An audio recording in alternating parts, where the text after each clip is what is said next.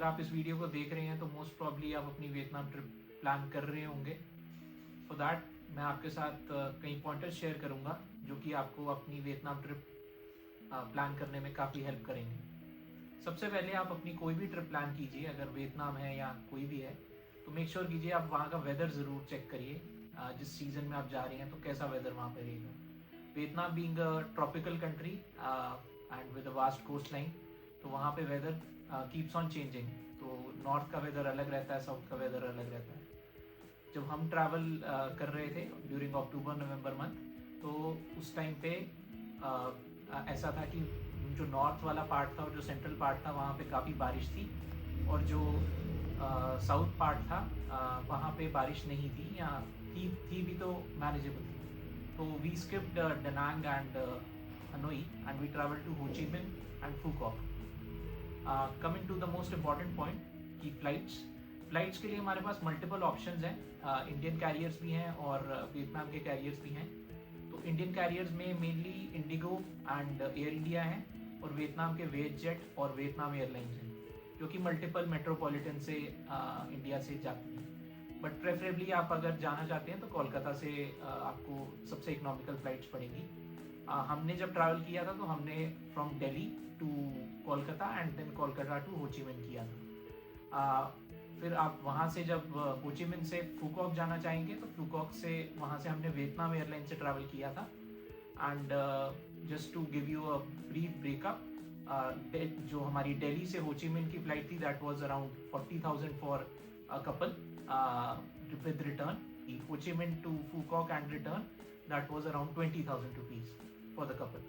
Coming to our next point, visa के लिए मैंने ऑलरेडी पहले भी वीडियो एक बना रखी है, आप उसको भी एक्सप्लोर कर सकते हैं। और सिंगल एंट्री वीज़ा जो है वो कॉस्ट करता है $25, और मल्टीपल एंट्री है $50, which is $25 is around 2,200 rupees और $50 इज़ अराउंड 4,400 रुपीज़ पर पर्सन। और ये वीज़ा आपको वियतनाम गवर्नमेंट की वेबसाइट से मिल सकता है। Next is accommodation.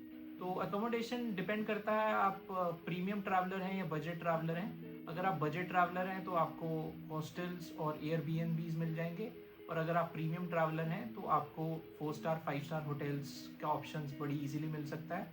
And but make sure कीजिएगा जब भी आप बुक करवाएंगे तो आप मल्टीपल वेबसाइट्स में कंपेयर कर लीजिए। हमें जो बेस्ट डील और चीपेस्ट डील मिली थी वो अगोडा से मिली थी, तो हमने अगोडा से बुक करवाया था। And for Ho Chi Minh City, District 1 and District 3 are better options than any other place। और वहाँ पे आपको इकोनॉमिकल रेट्स पे ही सारे होटल्स मिल जाते हैं, और उधर कुछ प्रीमियम टूरिस्ट अट्रैक्शंस भी हैं जैसे post office, war remnants museum, independence palace, apartment cafes. तो बट हमने जो स्टे किया था वो हमने डिस्ट्रिक्ट 3 में हम रुके थे, बिकॉज हम थोड़ा हसल बसल से दूर रहना चाहते थे। Again which is not very far, but considering आप एक ट्रिप प्लान कर रहे हैं तो आप थोड़ा सा पीसफुल इन्वायरमेंट चाहते हैं, which is why we prefer district 3 और district 1। Coming to our next point, currency, which is very important. तो 1 इंडियन रुपी में अराउंड 300 डोंग रहते हैं। एंड आपने अपनी करेंसी जो है वो एयरपोर्ट से एक्सचेंज ना करवा के आपको वो करेंसी जो है हो ची मिन्ह सिटी से ही एक्सचेंज करवानी है अगर आप हो ची मिन्ह ट्रैवल कर रहे हैं, बिकॉज एयरपोर्ट के एक्सचेंज रेट्स अच्छे नहीं रहते हैं। हो ची मिन्ह सिटी में हमें एक बहुत अच्छी गोल्ड शॉप या पॉन शॉप मिली थी जिसका नाम था Ha Tam, which was in the Ben Thanh market.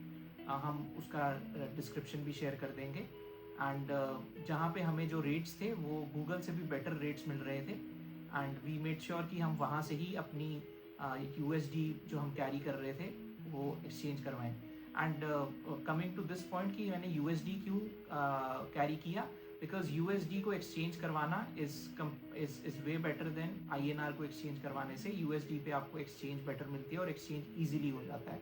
तो आप भी मेक श्योर करें कि जब भी इंडिया से ट्रैवल कर रहे हो वियतनाम तो आप यूएसडी ज़रूर कैरी कीजिए। Coming to our next point, forex card. Forex card में हमारे पास मल्टीपल ऑप्शंस रहते हैं जैसे Neo Global card, Scapia card, HDFC forex global card. आपने मेक श्योर करना है आप फॉरेक्स कार्ड जो भी कैरी कर रहे हैं उस पर ज़ीरो मार्कअप फीस रहे, जिससे आप काफ़ी सारे चार्जेस जो हैं उसको एस्केप कर सकते हैं। नहीं तो आप अपना डेबिट कार्ड भी यूज़ कर सकते हैं, बट उसके ऊपर आपको फॉरेक्स मार्कअप फी लगेगी। फॉर कन्वीनियंस मैंने क्या किया था, मैंने अपना जो फॉरेक्स कार्ड था उसको ग्रैब की ऐप के साथ लिंक कर लिया था, बट उसके साथ एक मोका चार्ज लगता है which is applied on any card which is issued outside Vietnam. तो उससे कुछ अराउंड 15 रुपीज़ की जो फीस होती है for every transaction on an average लगती थी, which is also not bad because 15 rides भी अगर आप उधर लेते हैं तो that will cost you at the max 225 rupees. तो कन्वीनियंस के लिए आप 225 रुपये खर्च करने के, it's not a very bad way. Next is SIM card. SIM card is very important for data connectivity.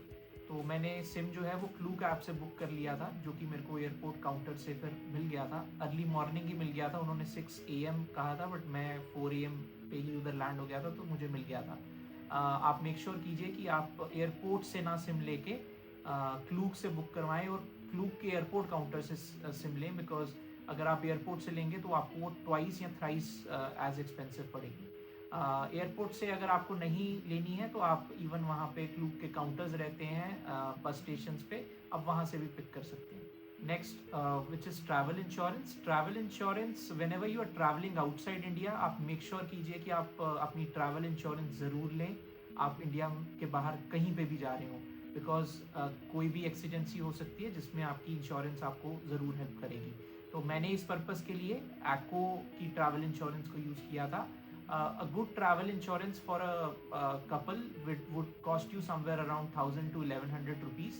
तो आप ये ज़रूर बुक करवाइए एंड ये आपको आपके वीज़ा के अंदर भी रिक्वायर्ड रहती है। Next is commuting. कम्यूटिंग के लिए हमने प्राइमरली वहाँ पे ग्रैब को यूज़ किया था हो ची मिन सिटी में। Grab is very convenient and उसका रिस्पॉन्स टाइम भी अच्छा रहता है। एंड उसके बाद मैंने जैसे ही आपको पहले बताया कि मैंने अपना कार्ड लिंक कर रखा था, तो that made it more convenient. Next, as you are travelling तो आप टूरिस्ट अट्रैक्शंस पे तो ज़रूर जाएंगे। तो टूरिस्ट अट्रैक्शंस बुकिंग करने के लिए आप क्लूक को यूज़ कर सकते हैं। तो फॉर इंस्टेंस हमने अपने कूची टनल का जो टूर था उसको प्लान किया था थ्रू क्लूक, जो कि हाफ डे टूर रहता है एंड वो क्लूक से हमें बुक हो गया था। I hope I have covered all the relevant points which will help you in planning your Vietnam trip better.